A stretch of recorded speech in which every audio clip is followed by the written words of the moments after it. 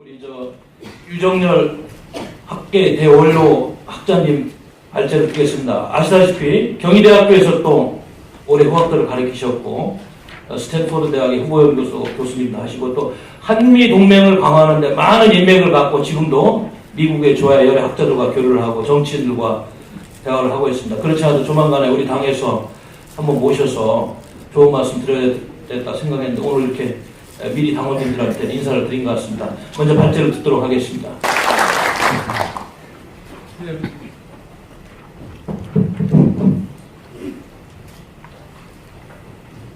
예, 무엇보다도 이렇게 부족한 저를 중요한 자리에 초청해 주신 것을 진심으로 감사합니다. 사실 이 북한의 핵 문제라는 것은 한국만의 문제가 아니고 전 세계적인 문제입니다. 그래서 저는 이것을 어떻게 발표를 해야 될까 생각을 많이 했습니다. 그래서 처음에는 그 순수 이론적인 측면에서 한번 써봤어요. 이걸 써서 발표하려고 생각을 하니까 청중들이 이해를 못하실 것 같아요. 너무 이론적이면.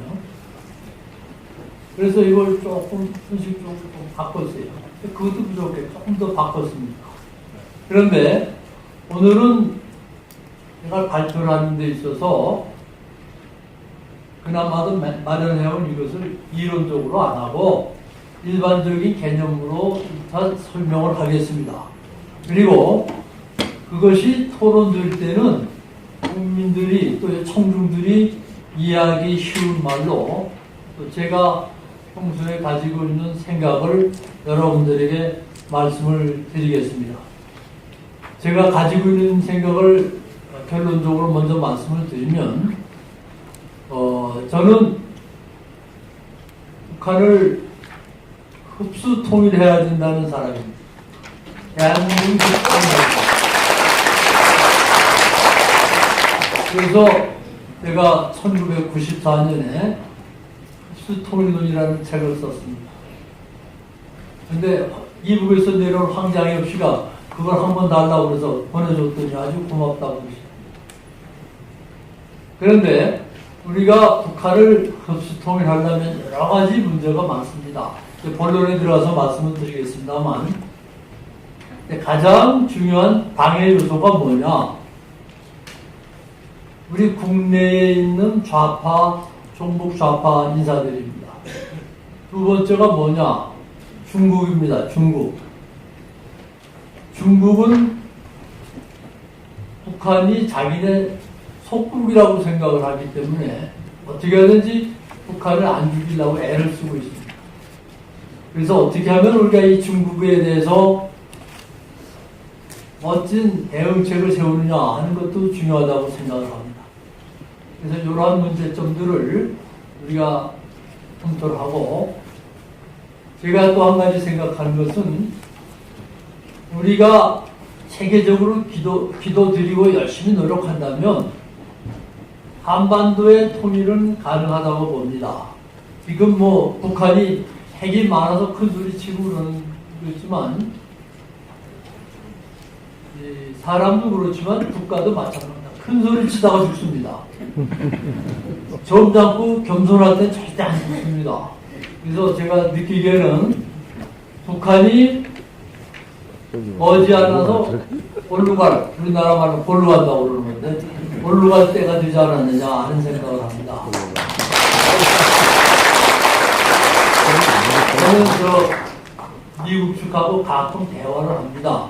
그래서 제가 북한 사정 좀 얘기를 하고 전에 그 부시 대통령한테는 그런 얘기를 했습니다. 북한의 김정일을 폭사를 시켜라. 폭사. 또 클린턴한테도 그런 얘기를 했습니다. 그런데 클린턴이 화가 났어요. 이제 북한이 자꾸 핵 개발한다니까.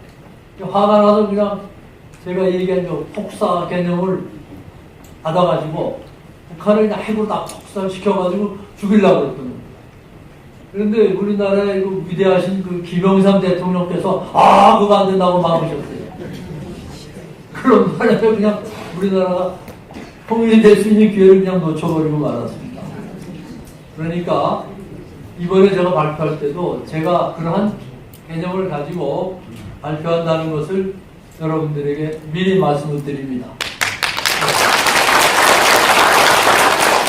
그럼 우리가 먼저 북한이 핵무기를 언제부터 개발했느냐 하는 걸 좀 알아야 되겠습니다. 아까도 저기 평안 장군께서 미리 말씀을 하셨는데, 아니 발표자가 얘기도 하기 전에 발표도 할 건 어떻게 해요? 몰랐지.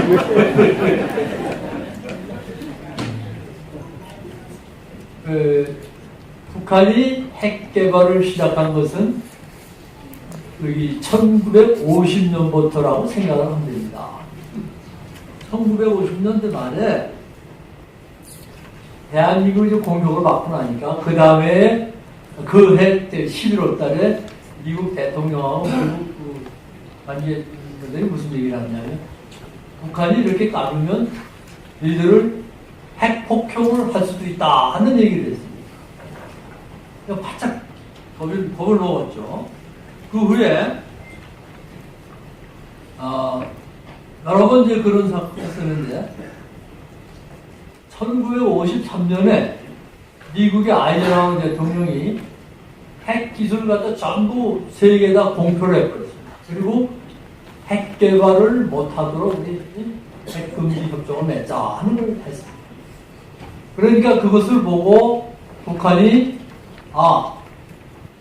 우리가 남한을 이겨내고 남한을 통일을 시키려면 우리가 핵무기를 가져야 되겠다 하는 그런 생각을 했던 것 같습니다.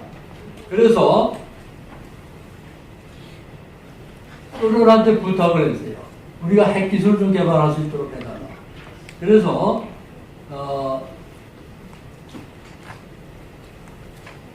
여기 보면은 소련하고 핵 협정을 맺었습니다.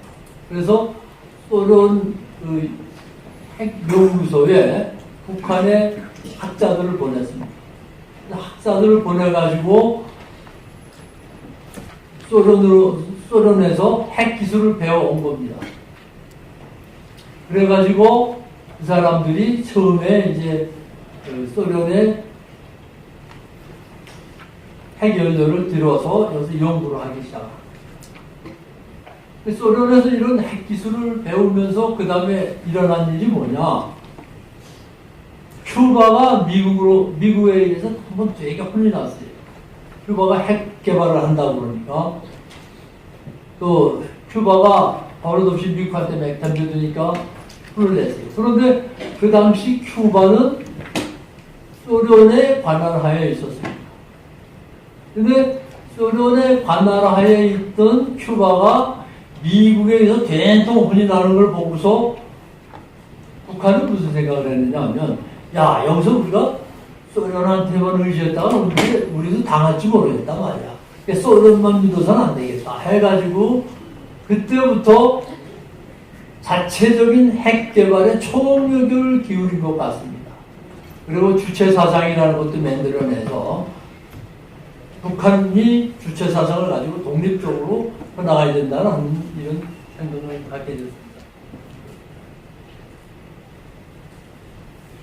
그리고 이제 전쟁을 끝내고 이제 돌아갔는데 그 후에 또 한 번 미국에서 북한에 대고 핵공격 위협을 얘기를 해요. 뿐만 아니라 북한으로부터 남한을 돕기 위해서 남한에 전술핵을 배치하게 돼요. 그걸 보고 이제 북한이 바짝 얼어버린 거죠. 야, 이게 잘못했다간 우리가 남한에 전술핵에 두들 맞아서 다 죽을지 모르겠다 해가지고 이제 핵 개발을 하기 시작하는 겁니다. 그런데 이런 핵 개발을 하는 과정에 문제가 생겼어요.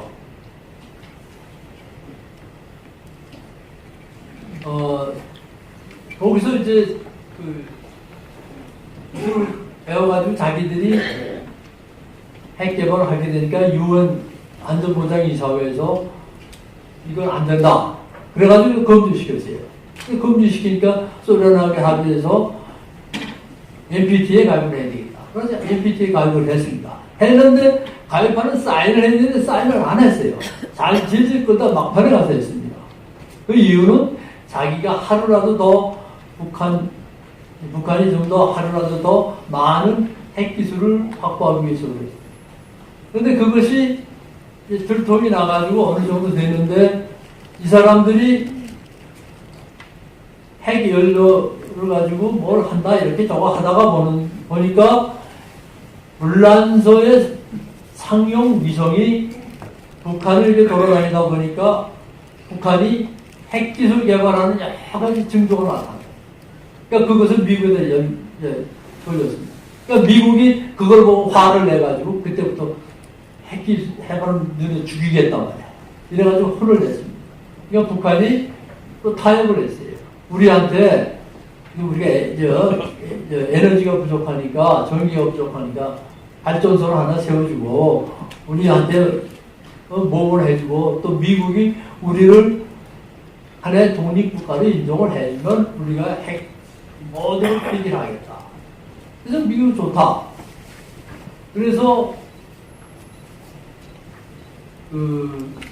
전기도 주고 중요도 주고 그래서 상당히 많은 것을 줬습니다. 그런 것이 반복이 됐어요. 한때는 우리 남한에서 북한에 100만 킬로와트의 전기까지 보낸 거예요. 근데 미국이 가만히 보니까 이게 재밌거든. 자기는 핵 개발을 한다 그러놓고서 협상을 하면 뭐가 자꾸 생기는 거야. 돈이 생기고 뭐가 생기고. 그러니까 이거 좋은 거구나 해가지고 거기서 이제 협상의 진리를 터득을 한 거예요. 그래서 자꾸 그냥 핵 개발한다는 걸 갖다가 터뜨려 놓고서 또 그 다음에 협상을 안 할 테니까 뭐 협상하다가 또 받아내고. 그러다가 이 사람들이 느낀 것이 이런 협상으로 끝날 것이 아니라 우리가 진심으로 우리 핵 개발을 해야 되겠다 해가지고 핵 개발을 하게 된 겁니다. 근데 그 핵 개발한 것이 이제 하는 것이 질통이 나니까 소위 말하는 제1차 북한 핵 위기가 나타난 겁니다. 그래서 유엔과 미국이 압력을 가해서 그걸 못하게 했습니다. 그래서 자기들이 다 모든 걸 설치하겠다고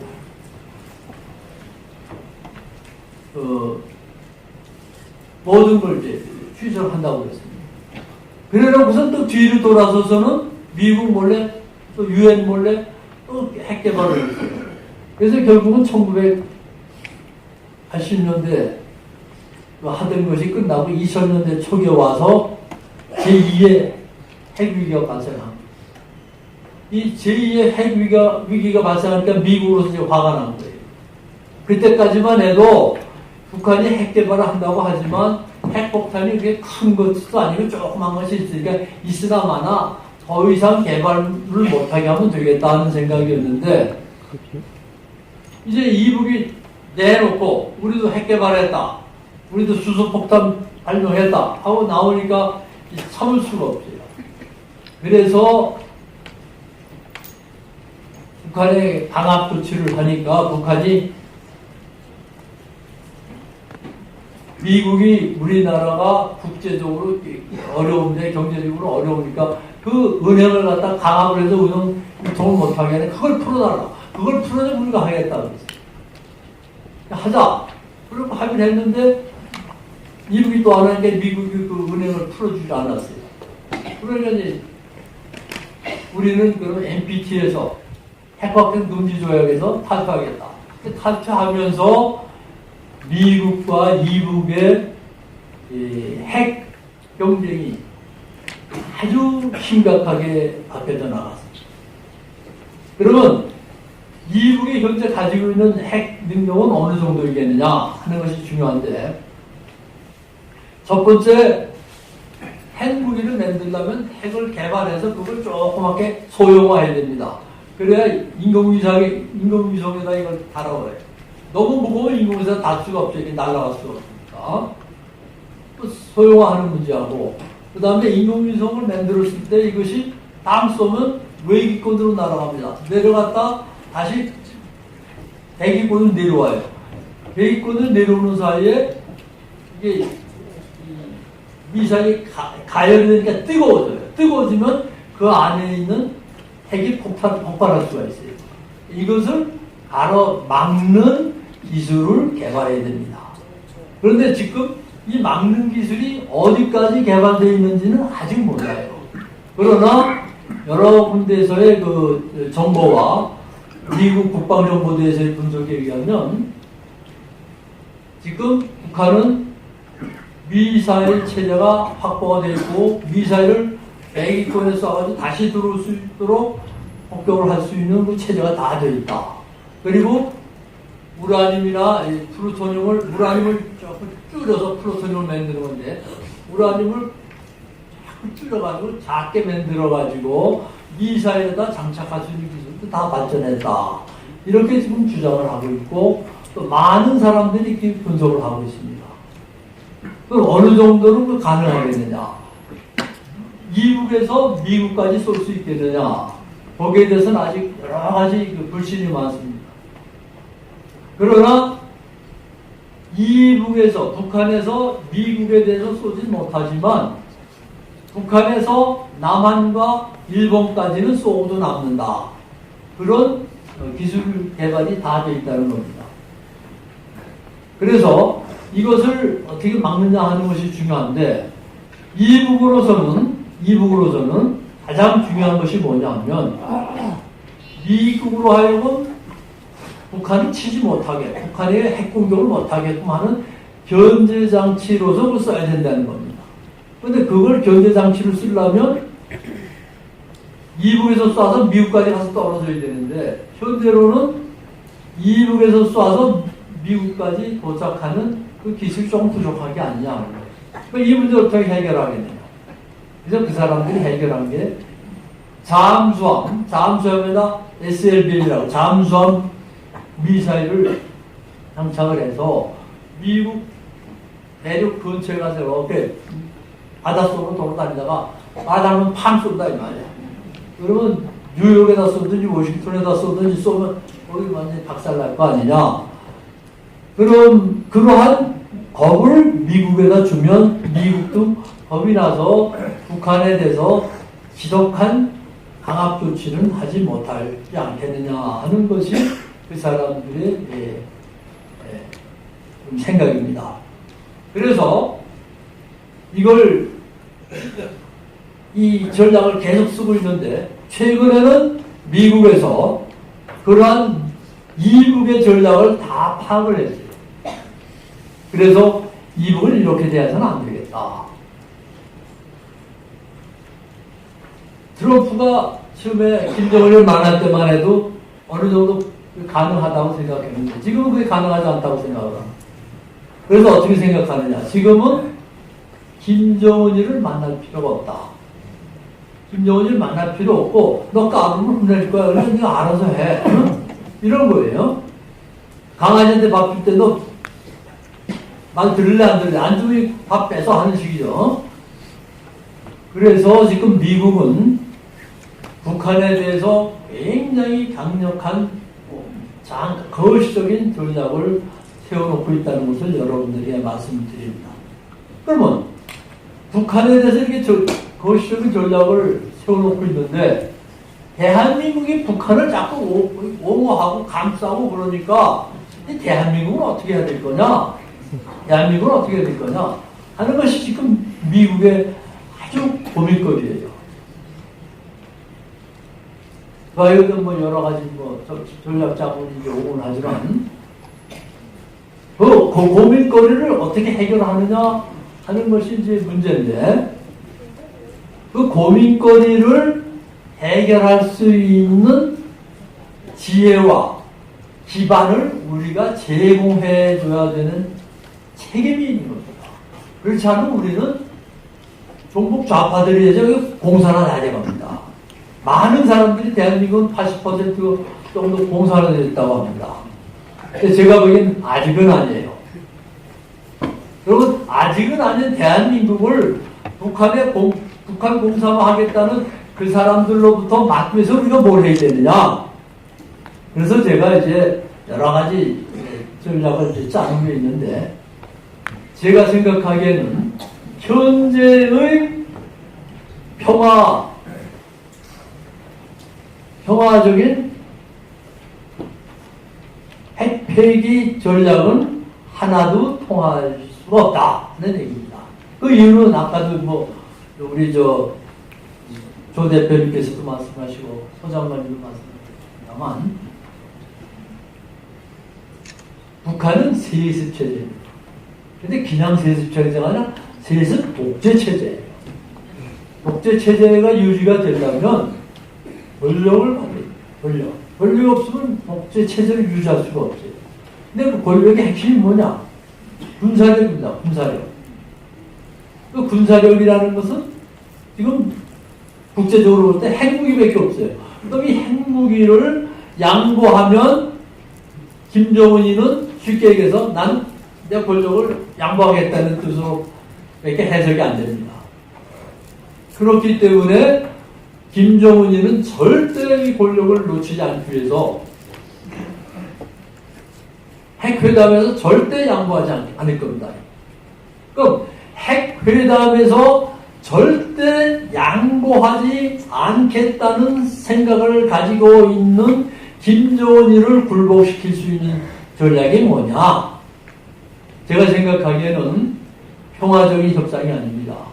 또 외교적인 협상도 아닙니다. 제가 보기에는 군사적인 방법밖에 없습니다. 그런데 군사적인 방법은 두 가지가 있습니다. 총력전으로 싸우는 군사적인 방법이 있고, 또 하나는 전술과 전략적으로 부분적인 군사작전만 피는 겁니다. 그 부분적인 군사작전을 피는 것이 제가 전에도 얘기했던 김정은이나 김정일을 폭사시키는 겁니다. 이 폭사라는 건 뭐냐? 김정은이나 김정일이가 차를 타고 간다. 그러면 차에다가 폭탄을 떨어뜨리는 거예요. 그럼 죽어요. 그 안에 있는 사람도 죽고, 그 앞뒤에 경호하던 사람도. 또 아니면, 김정은이가 이 대중 강연을 하려고 운동장에서 지금 강연을 합니다. 그 강연할 때 미국이 공중에서 팍 쏴서 죽이는 거예요. 쏘는 데는 여러 가지가 있어요. 전자 기술로 쏴서 죽이는 수도 있고, 요새는 드론 폭탄이라고 해서 플라스틱으로 만든 날아가는 비행기 같은 게 있지 않습니까? 그걸 쏘면은, 그걸 날리면 레이더에 감지가 안 돼요. 타치를 못 해요. 거기다가 고도의 정밀 전자기기를 넣고, 거기다가 폭탄을 넣는 거예요. 그 폭탄을 넣어서 막 강연할 때 가서 팍 쏴요. 그러면 터집니다. 터지면서 그 사람과 그 부근에 있는 사람이 죽는 거죠. 그런 그 기술로 해서 죽여되는 수밖에 없다 이겁니다. 또 한 가지 방법은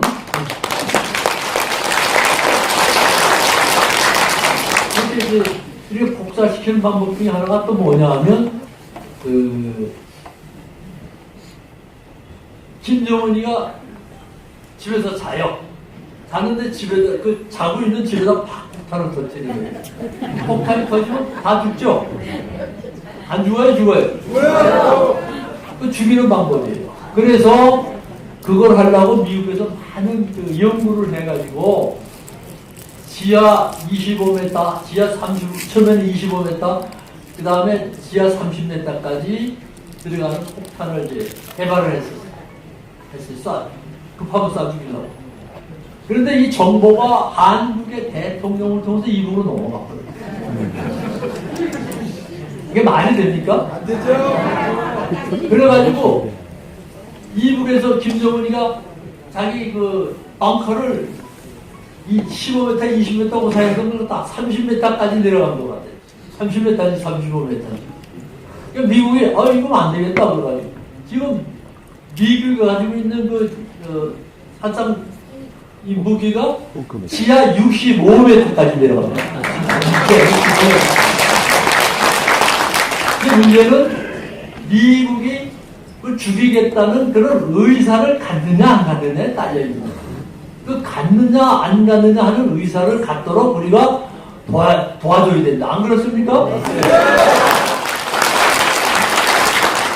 매일같이 북한에다가 뭐 쌀도 퍼다 주고 보드보다 아까 누구 얘기 들으니까 말이에요. 제주도에 있는 감을 우리가 못 먹고 있대. 이거 왜 그러냐면 다 입으로 넘어갔다는 그래서 또 쌀값도 올라갔대요. 왜 올라가느냐고.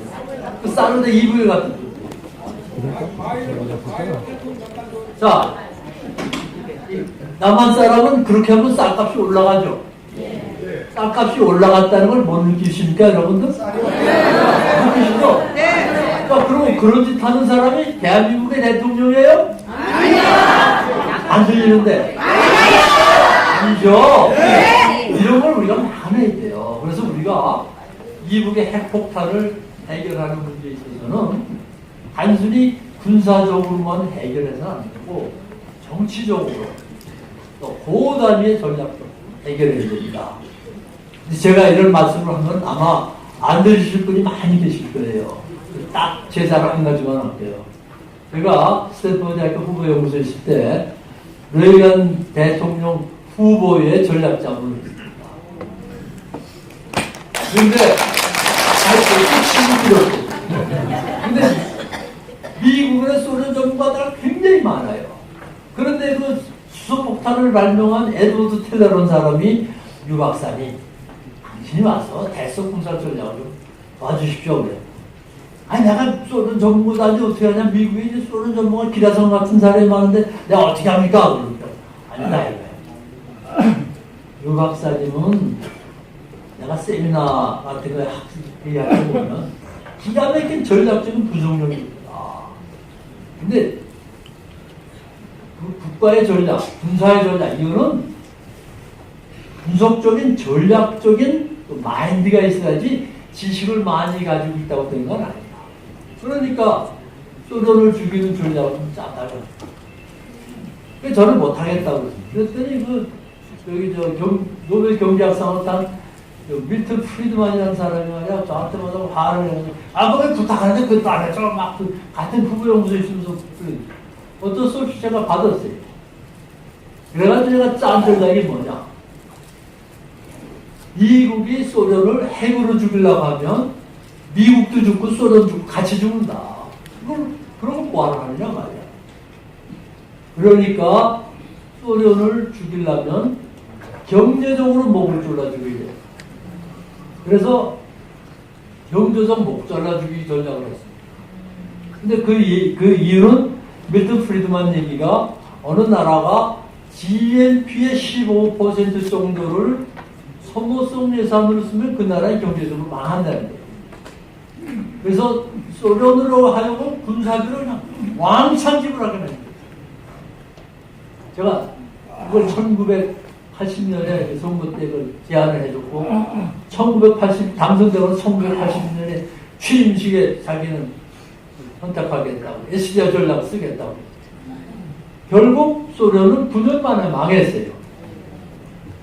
그 소련이 미국이 총 한 발 안 쏘고 소련이 망한 거예요. 또 우리가 해야 될 일이 뭐냐? 미국하고 막 싸움을 이렇게 하는 것보다 총 한 발도 안 쏘고 북한을 죽이는 전략을 짜내야 되겠다 이겁니다. 그래서 그것이 뭐냐? 제가 보기에는 이 핵 개발, 핵 확산 금지를 하는 것도 그렇고 북한을 망쳐서 대한민국하고 통일시키는 것도 그렇고 아까 말씀드린 준 군사적 목 죽이기, 폭사 이 전략으로 해야 된다는 것을 저는 여러분들에게 말씀을 드립니다. 지금까지 우리가 정말 육자회담이니 뭐니 굉장히 많은 걸 해왔지만 결국은 우리가 실패했습니다. 왜? 결국은 하나도 이룬 건 없고 이북에 핵무기만 더 많이 만들도록 만들어줬다. 그러니까 그걸 근본적으로 해결하기 위해서는 우리가 준 군사적인 방법인 북한의 지도자를 폭사시키는 방법밖에 없다. 이것을 말씀드리겠습니다. 감사합니다. 유종열 박사님 오늘 정말 통찰력 있는 아주 현실적인 그런 분석이었습니다. 학자라기보다는 군사 전략가 같은 그런 분석을 하셨어요. 그러다가 아까 제가 발표를 조금 짧게 했으니까 또 붙어서 할까요? 저는 답변을 할 때 조금 전략적인 답변을 할 때니까 이해하시기 좀 힘들더라도 좀 양해해 주시기 바랍니다. 아까 유 박사님께서, 또 유 박사님 제가 상당히 존경하는 분인데, 제가 한 준 전략적인 방법에 대해서 프리벤티브 어택이나 프리엠티브 어택이냐 하는 걸 어떤 말씀해 주셨는데, 상대방이 쳐들어올 때 그걸 막으려고 하는 것이 막는 전쟁입니다. 프리엠티브라는 건 저놈이 날 때리려고 한다 그럼 선제 공격을 하는 거. 이게 프리엠티브 어택입니다. 근데 제가 말씀드리는 것은 프리벤티브 어택이나 프리엠티브 어택이라는 것이 아니라 전략적으로 어떤 부분 공격을 하자는 겁니다. 지금 프리엠티브나 프리벤티브라는 건 총력전을 얘기하는 겁니다. 만약에 북한하고 총력전을 하게 되면 6.25 사건 때하고 달라서 미국이 이제 다 죽이든가 남한이 다 죽게 만들든가 둘 중에 하나입니다. 그러니까 그것은 그렇지가 않고 우리가 통일을 되더라도 북한 사람이 많이 살아있어야지 우리한테 도움이 됩니다. 그래서 저는 뭐냐면 전략적으로 북한의 핵심 지도자가 어디 갈 때 그 핵심 지도자와 그 충성파들만 죽이자는 겁니다. 그 이유는 북한에는요 상당히 많은 사람들이 지금 한번 충성합니다 이러지만 속을 저는 괴롭잖아요. 굳이 죽여야 된다. 그 사람들 행사할 때 말이에요. 그 높은 사람들이 김정은이 앞에 있어 박수 치는 모습을 한번 잘 보세요. 이 얼굴이 치기 싫은 걸 억지로 치는 거예요. 한번 일하시면서 호텔 막 이런데 이거 치는 건 약해요. 잘 보세요. 그 말은 뭐냐면 김정은이의 독재 체제에 그냥 이가 갈린다는 거죠. 그런데 그걸 대응해서 싸울 힘이 없다. 그러니까 그냥 내가 살기 위해서 그냥 척하자 이런 겁니다. 그 척하자 하는 그 사람들에게 기회를 주자는 것이 제가 얘기한 폭사 전략입니다. 폭사 전략.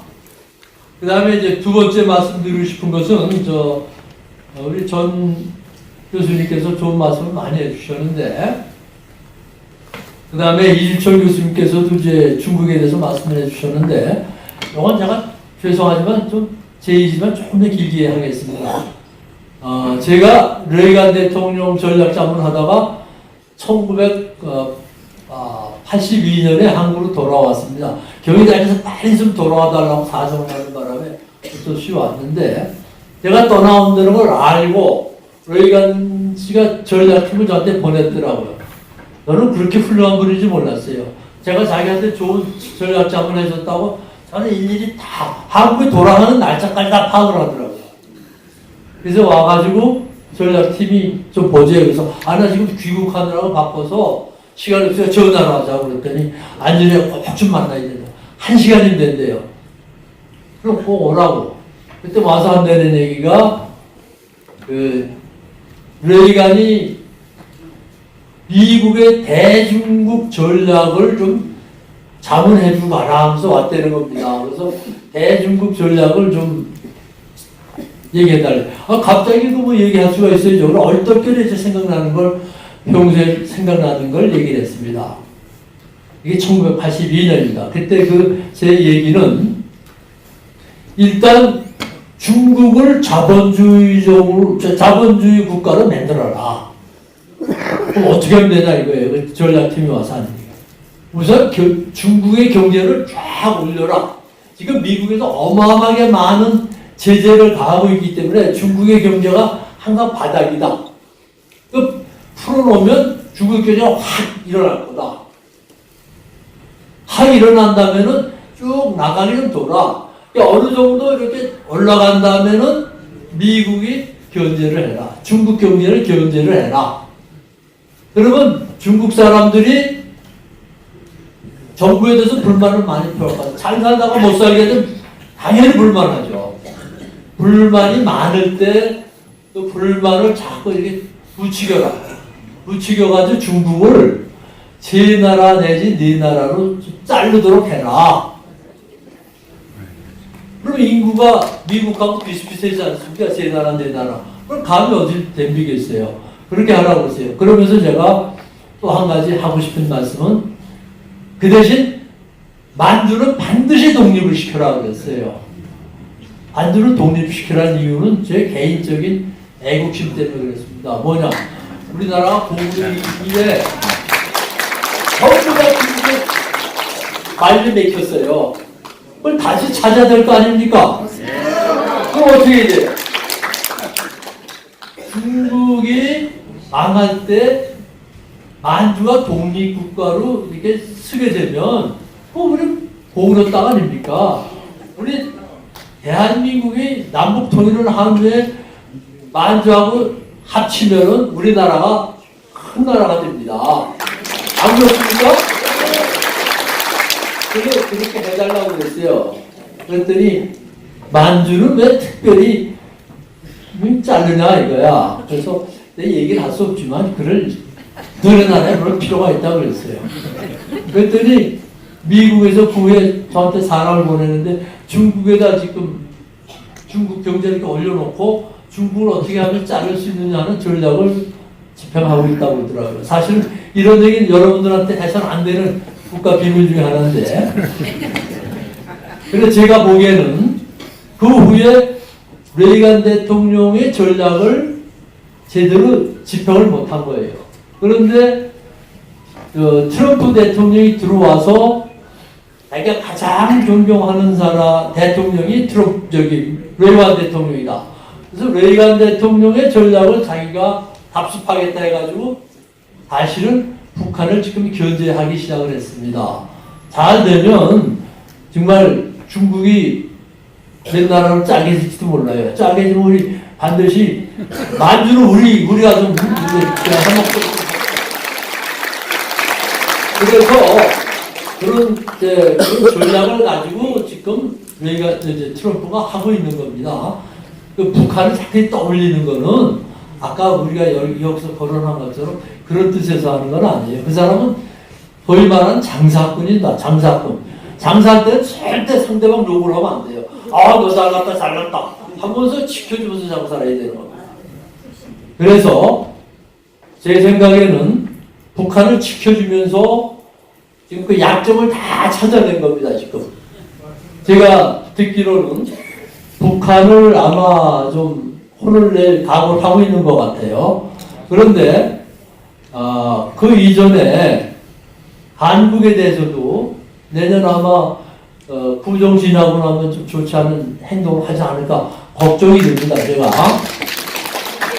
그래서 이제 그런 분이 적은데 제가 보기에는 중국에 대해서는 우리가 굉장히 강력하게 대해야 됩니다. 시진핑이가 작년에 트럼프를 만나서 무슨 얘기 한지 아십니까? 한반도는 옛날에 우리의 종속국이었다 이거예요. 이게 말이 됩니까 이게? 우리가 중국의 종속국입니까? 지금이라도 우리 독립해야 돼요. 안 그렇습니까? 그래서 우리는 중국에 대해서는 절대로 약점을 보여주든가 얼굴 긴 태도를 보여서는 안 됩니다. 제가 한 번은 중국의 그 시진핑 그 예산 사무실에 변호사를 맡고 있는 어떤 여자를 만났어요. 근데 여자가 저한테 와서 하는 얘기가 현대전자가 중국에 가지고 중국의 현대자동차가 중국에서 사업을 하면서 본 돈이 굉장히 많은데 한국에 못 가지고 들어온 돈이 15조다 이겁니다. 근데 그 15조의 대부분을 찾아줄 테니 찾아주는 값을 자기한테 좀 내겠느냐 이거예요. 그럼 괜찮은 생각이다. 돈을 좀 내더라도 뭐 15조 못 찾아오는데 현대 자동차 그때 돈이 필요할 텐데 여기 해보자. 그래가지고 현대 자동차에다 그 얘기를 했습니다. 그랬더니 저한테 하는 얘기 유학생 절대 그런 얘기 하지 마십시오. 왜 그러십니까? 그랬더니 내가 거기서 15조 중에 1조만이라도 가져왔다는 거 알면 우리 여기 현대자동차 다 자기들이 말아먹습니다 이거야. 봉지를 뺏어 먹는 거예요. 우리한테 약점을 만들어가지고. 그게 중국입니다. 중국은요 굉장히 여기 사기성이 강한 사람, 정직하지 않아요. 그런 나라를 우리가 너무 봐서 이렇게 하면 안 됩니다. 우리 챙길 건 다 챙기고 그 다음에 그 사람 것들이 챙길 것도 챙겨주고 이래야지. 우리가 그냥 너는 나의 우방이다 그래가지고 달려붙으면 절대 안 된다는 것을 말씀을 드립니다. 그리고 이제 또 한 가지 말씀을 드리고 싶은 것은 여러분들이 개개인적으로 대한민국을 세계 5대 강국으로 만들어야 된다는 그러한 소신을 꼭 가져주시기 바랍니다. 여러분들이 그 소신이 있어야 우리나라가 커집니다. 지난번에 제가 그 대표님하고도 그런 얘기를 했어요. 우리 대한민국 5대 강국 운동을 좀 합시다. 우리는 조그맣게 대한민국의 한반대 반덩어리에서 살 수 있는 민족이 아닙니다. 한국 국민의 머리는 세계에서 최고입니다. 체육적으로도 보세요. 전 세계적으로 지금 대한민국이 많이 커가고 있지 않습니까? 김연경이가 나가면은 거기서는 막 박수를 쳐요. 베트남에서 이번에 세계 아시아 그 축구대회 1등을 했다고 그냥 우리나라 박모라는 그 감독이 말에 영웅이 돼요. 그래서 그 사람들 축구 시합하면 대한민국 국기 이렇게 내놔놓고 박수 칩니다. 이게 대한민국이 이루어야 될 일, 우리가 이루어야 될 일이라는 걸 여러분들에게 분명하게 말씀을 드립니다. 그래서 여러분들 우리 조 대표님하고 화장모님한테 말씀하세요. 우리가 대한민국을 이렇게 세계적으로 그냥 확 나가고 그냥 센 나라, 대한민국이 세계 5대 강국이 되는 그런 나라를 좀 만들어 달라고 좀 강력하게 말씀.